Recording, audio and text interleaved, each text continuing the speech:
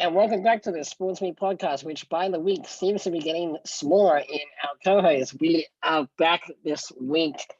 What an interesting week of the Premier League. This podcast is sponsored by SportsMe. We have Catherine, who's back on international duty after scoring a phenomenal hat-trick for the academy team. Just kidding, she's back from her vacation. And we also have Sam, our moderator, who apparently will be away for a bit. So don't be surprised if we don't hear from him throughout the podcast. So this week in the Premier League, Catherine, I don't know about you, but it's kind of starting to, fade into regularity. Like, there are teams that are winning, they're, consistently. Teams that are meant to be doing bad, such as my team, seems to be kind of, it's happening. And then there's like the one or two odd surprises. Manchester United, like they're in a big slump. And I mentioned it a few weeks back. I don't know how many more games Ollie has. Honestly, Catherine, what are your thoughts on the game? And do you think he has an issue at United? Yeah, I think you got it bang on. I think almost those first few games, it was kind of the equivalent to a preseason. So that's why it was almost so crazy. But now it's settled down. I think Man U, when I watched the game, they weren't with it. I actually forgot it was a home game till the commentators were talking about it because they had no intensity. And I think the excuse of the fans can't be used anymore in my mind because they've now been doing it, since March? So we're over 6 months without fans. So I feel like this excuse of there's no fans, so it can't have the intensity, that shouldn't be an excuse anymore. I think the game was great because Arsenal hadn't been doing well, Man U hadn't, and you could see the difference between the two. I think Arsenal, yeah, they haven't been doing well, but they played well. They all worked hard, and they seem to now have a direction and be going in the right direction. And I think also their signing of Partey, huge, great addition to the team, and it showed that they actually signed well. Flip it, Man U, awful, did not play well. Pogba was atrocious, and he gave away a really, really stupid penalty. And I think they have no real directions. Their signings haven't added anything to them. So I think, honestly, last week when you asked, both me and Victor said, oh, we don't think till Christmas. I think Ollie will go soon because apparently they've already approached Pochettino, and we all heard Pochettino coming out saying how he's ready to manage again. So I don't know. His exact words were, "I'm waiting for an interesting project," which I think any manager in the world will be like, United is literally the project of all projects. Honestly, because you look back. So that's why I love both these teams. Ever since they lost Wenger or Ferguson, neither of them have really been coming back. Arsenal at least seem to be going in a direction. Man U are still lost. They're still wandering around, still useless, randomly bring out the odd good performance. But if you look, I don't even consider them a top 6 side because they are so bad at the moment.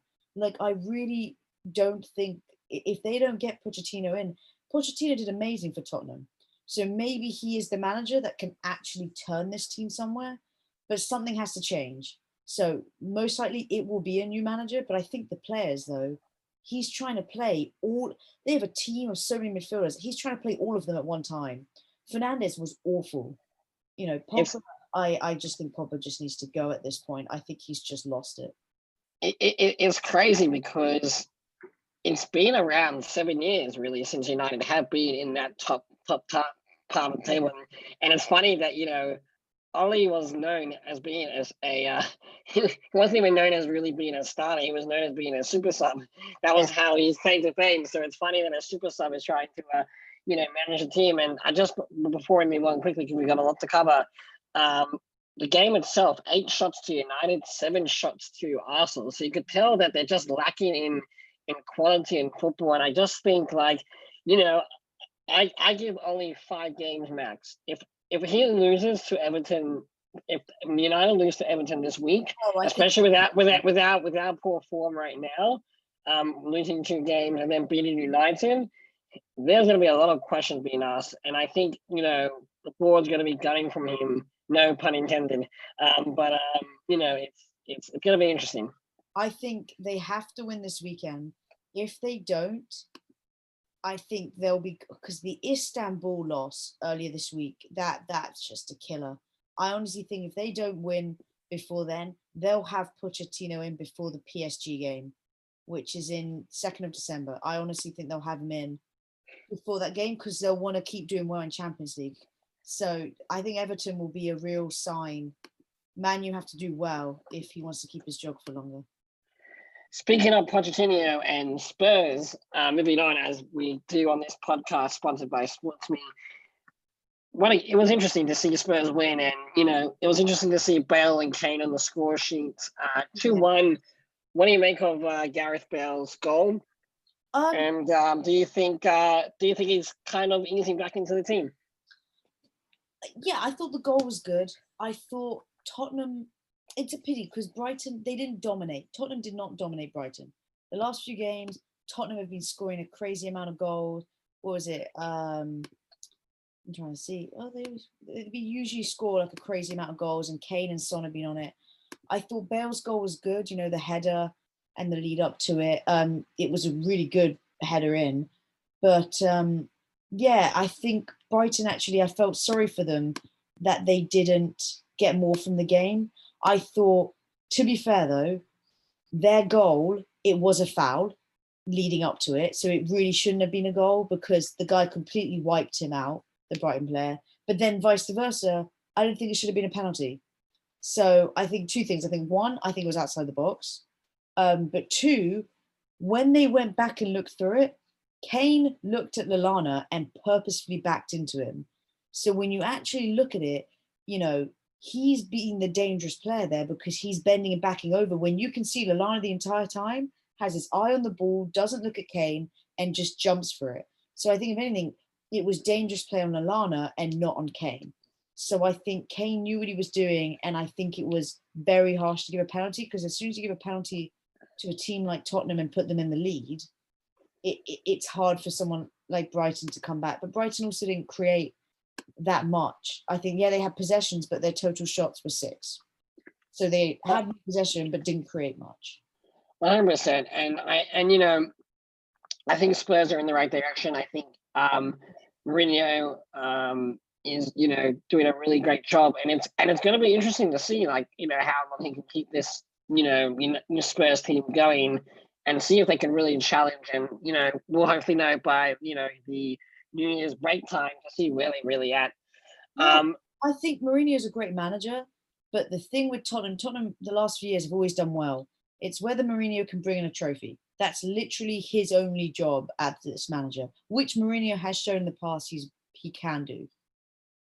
100%, and I couldn't agree more. And it's generally, as the saying goes, his second year is always generally the better year. So we can see if Spurs will have any luck with any trophies this season.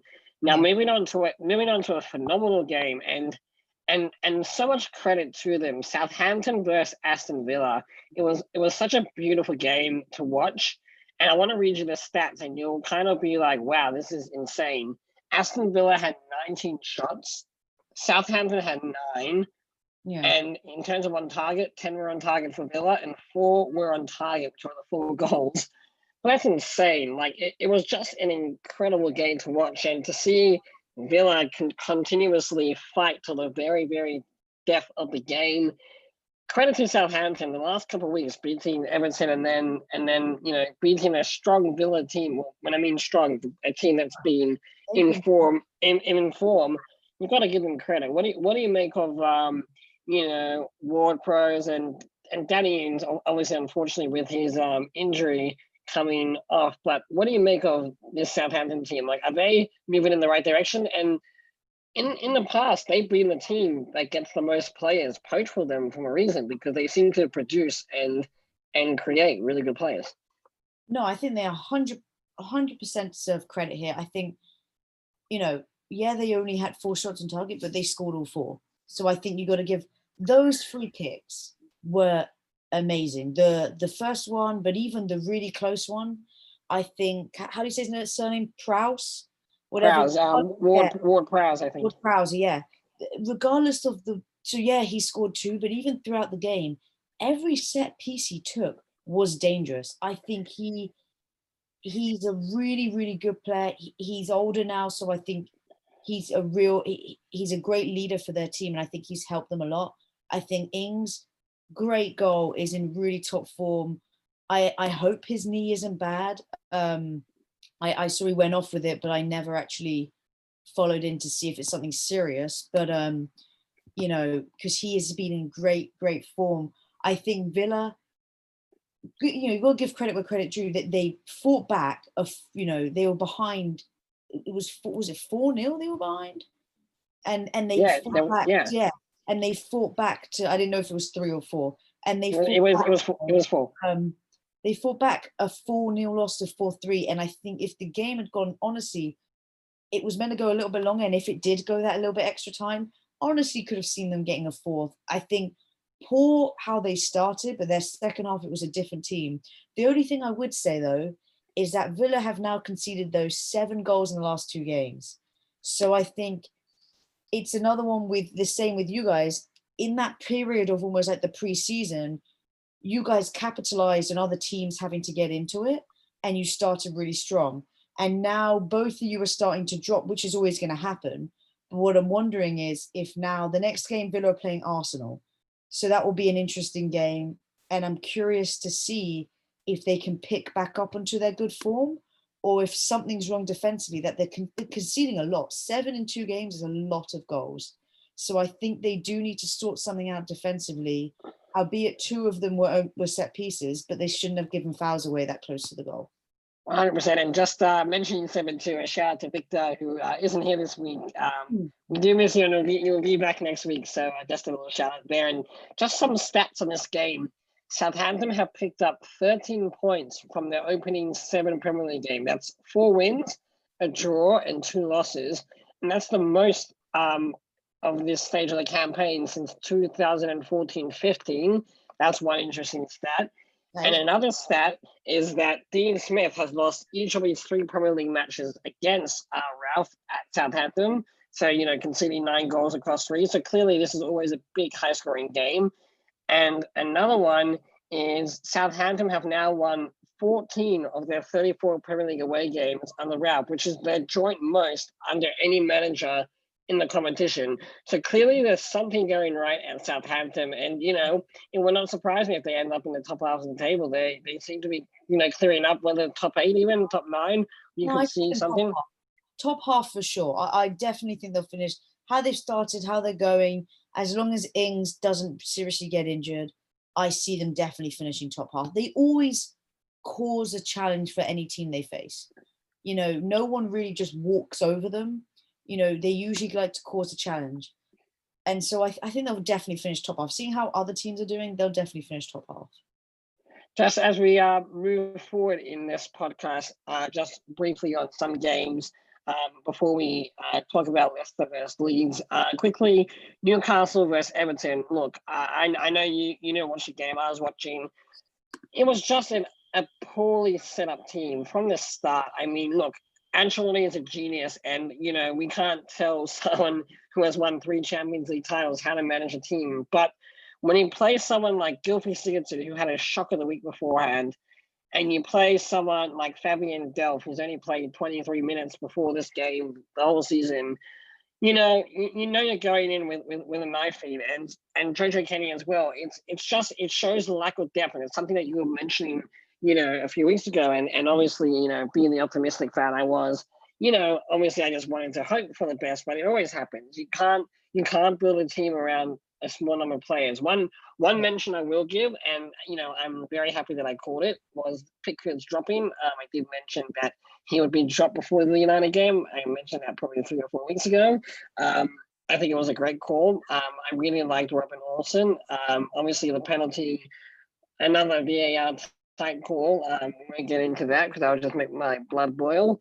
And then obviously, it wasn't his fault the second goal. I think he was comfortable, and it's going to be interesting to see if Pickford is going to come back into the.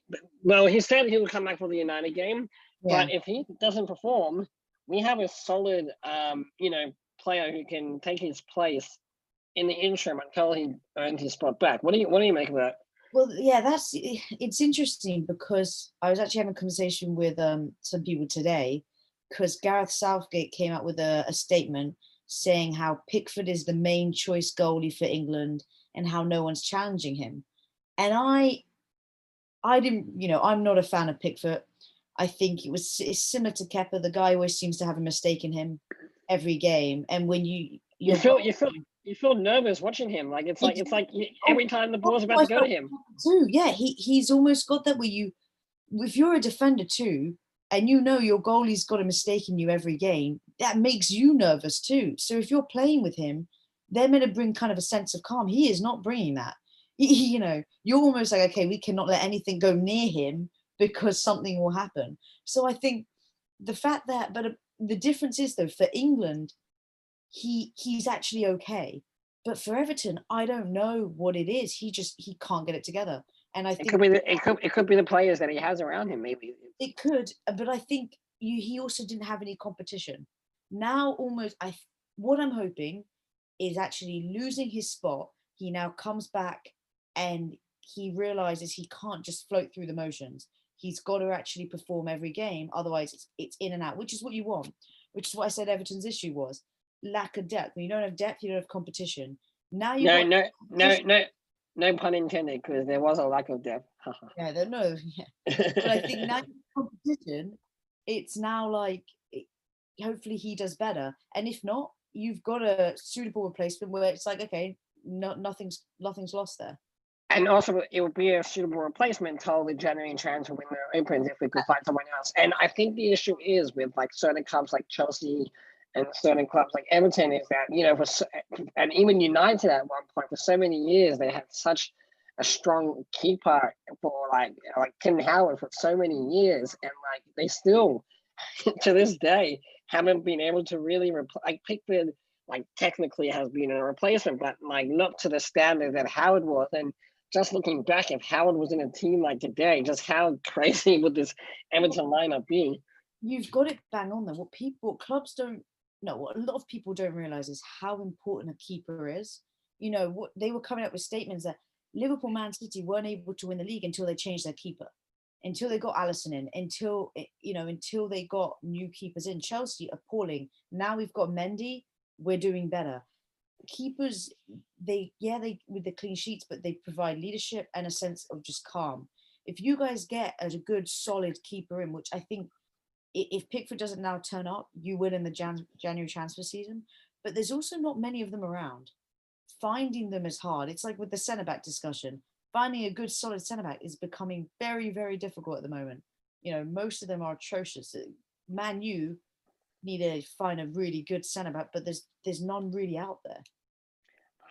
I've always been biased over the years, maybe just because I'm Australian. I've always thought Matt Ryan has been a pretty solid keeper, even though he's in a team that just can't perform in Brighton.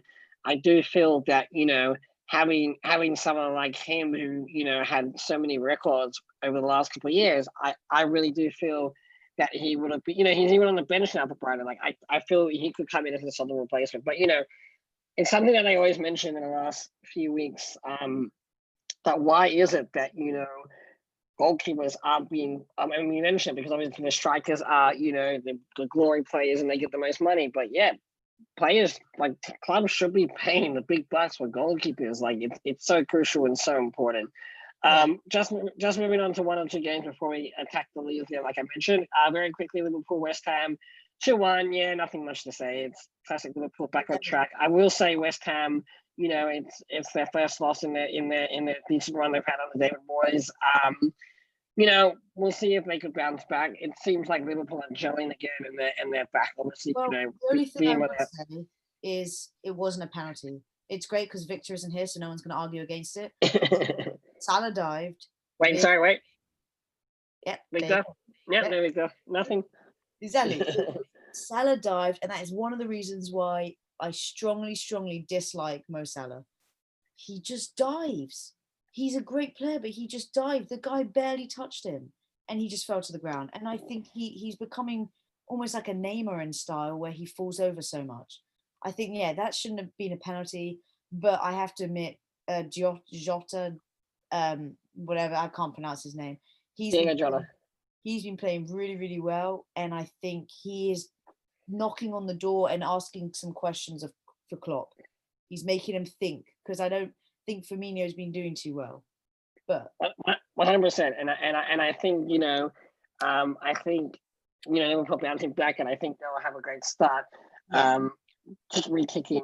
Just quickly, Chelsea 3-0, Burnley 0. Another clean sheet for Chelsea.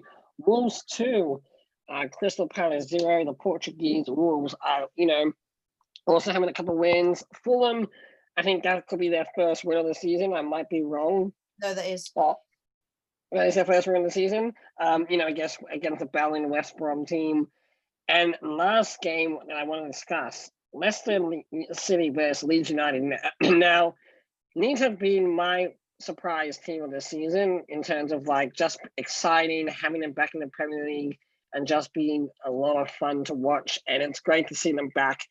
And I don't think anyone was expecting this, high scoring game. And credit to Brendan Rodgers, he has really transformed this Leeds United team. I was listening to a thing today. They changed the lineup midway through the season, and now they're a 3-4-2-1 formation, which I think works with Vardy at top and being able to have that the players on the wing, and just we thought the Leicester City team was going to be a one year wonder, but they've performed dominantly over the last few years. What do you make of Leicester, Captain?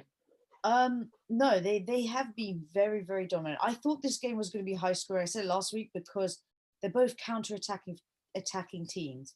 I think Leeds really let themselves down. But what's crazy to me is when you look at the stats, right? I think what's impressive is that Leicester had only 32% possession, actually had less shots, but they scored 4 goals. I think it just shows they've really started to come together.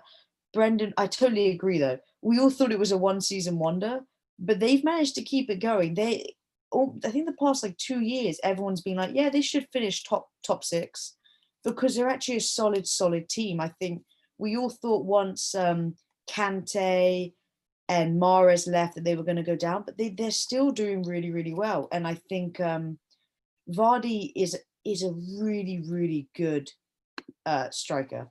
I think people don't really realize how good he is, but he's really, really good. But you got to give, all over the field, I think they did really, really well that day. But I just thought it was a little blip for Leeds.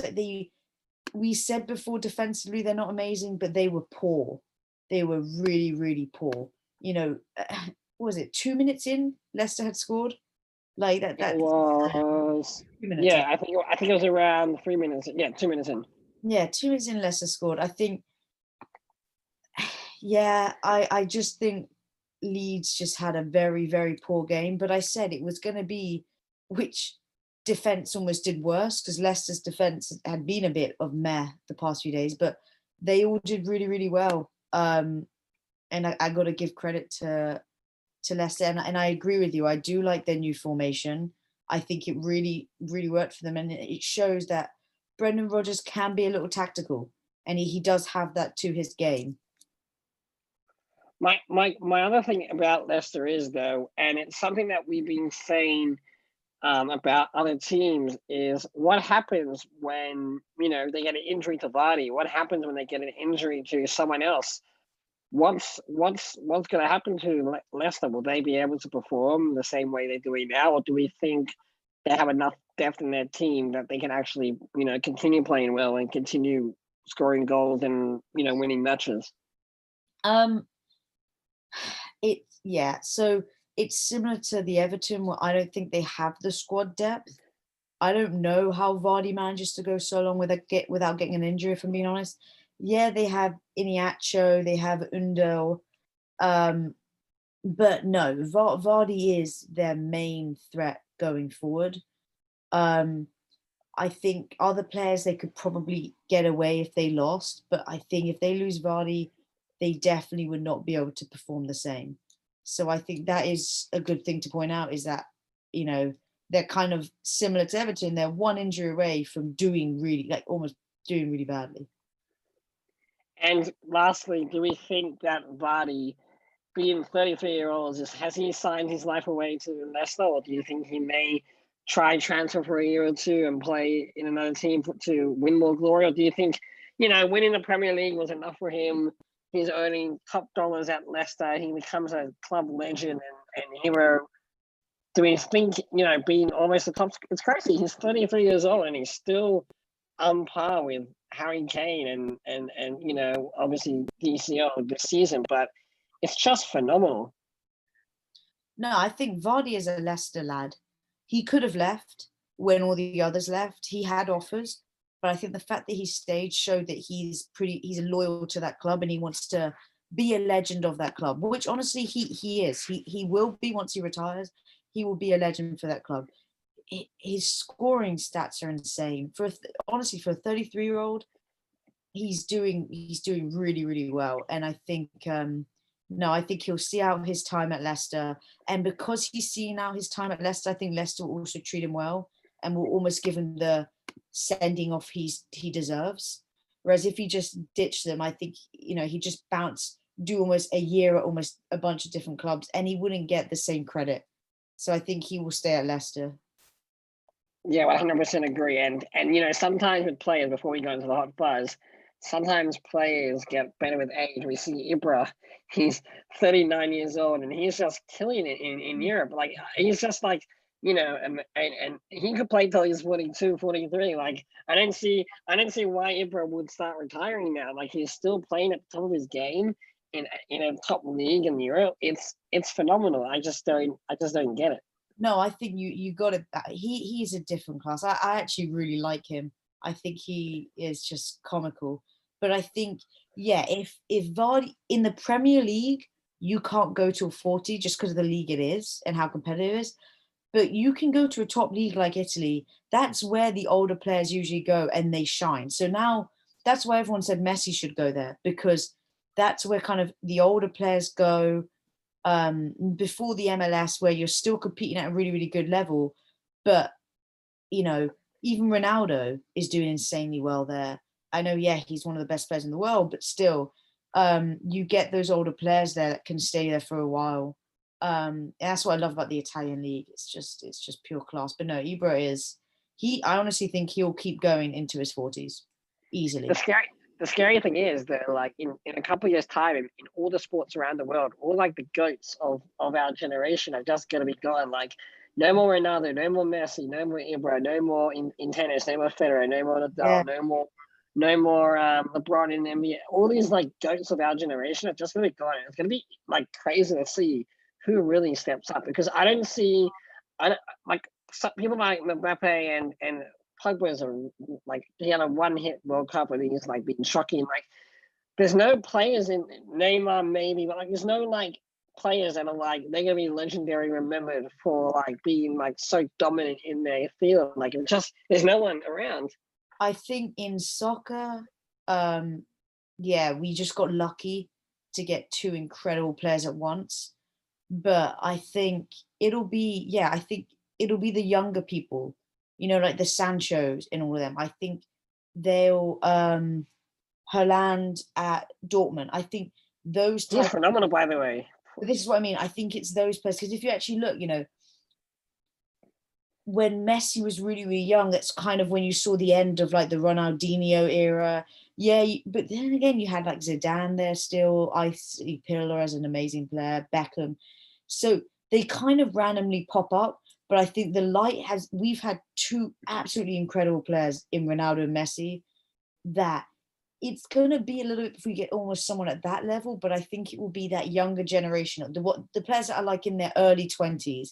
One of them will step up and be the next, GOAT. 100%. Just quickly on our hot fuzz of the week, I actually might go first this time around because I think you'll be interested in this, and it's the same as last week. The Women's FA Cup final. Not sure if you watched it or if you watched highlights, or not sure if you watched it all. But it was a bit heartbreaking to see the Everton women's team lose near the end. The score does not reflect on the game. The game was a really, really good game, really high paced. credit to City for, being able to go longer and keeping in, with the team. Catherine, I'm not sure. Did you watch any of the game, or did you see highlights? What did you take away from the FA Cup? And do you think, maybe next year there'll be a full house at Wembley? Yeah, I've been really impressed with Everton. I think, really good on coming back. And then I think honestly it just came down to squad depth. Man City, honestly though, their bench can beat a lot of other teams starting 11, which is similar to the men's actually, which is hilarious. Yeah, I think the women's game is really coming up, and the fact that it wasn't one of the big teams like a Chelsea or Arsenal challenging them. I quite liked having an Everton in there. But I think as other teams, that gap between those top clubs and the other clubs starts to shrink, it becomes more entertaining, becomes more competitive, like the Premier League. So they're going to get more fans. But no, it was really, really good. And honestly, the fact that it went all the way to extra time, just, it showed. It was a great game.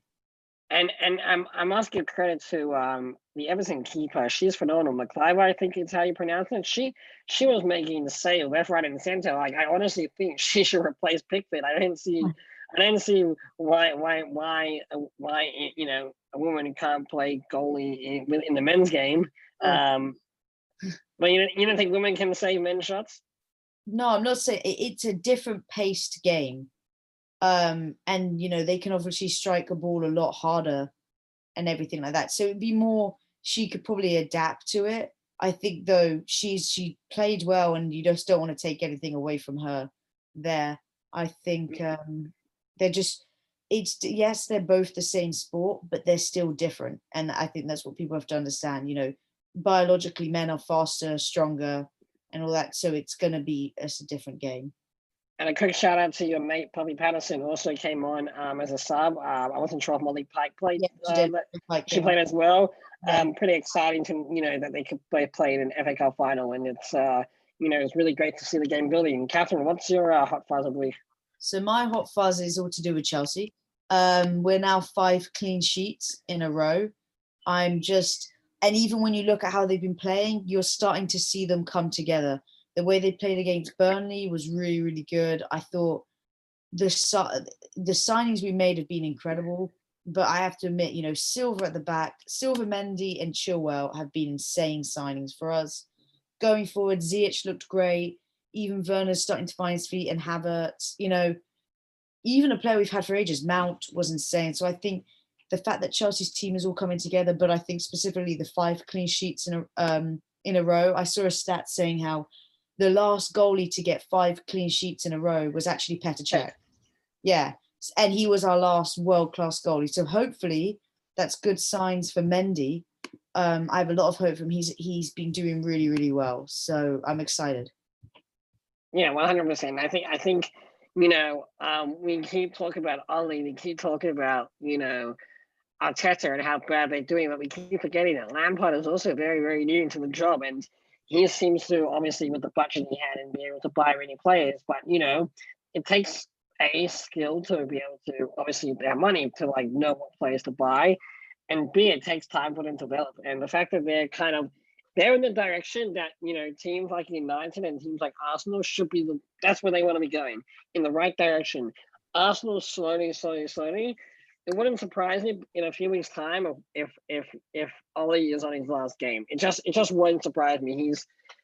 I know we've been talking about this podcast, but to be fair, I don't mind seeing a crumbling United team. I feel like everyone hates United deeply in their stomach.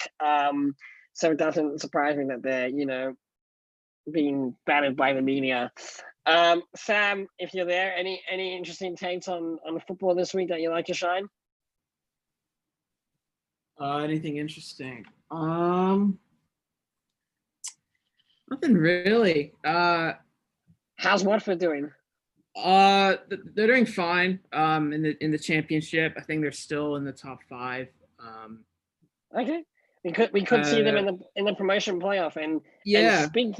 And speaking about championship, before you go to your hot fuzz, so you have a couple of minutes to think.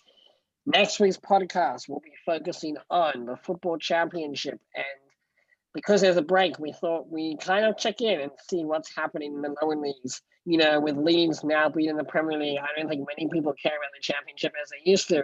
So let's see who's going to be, coming up, and maybe it might be Watford.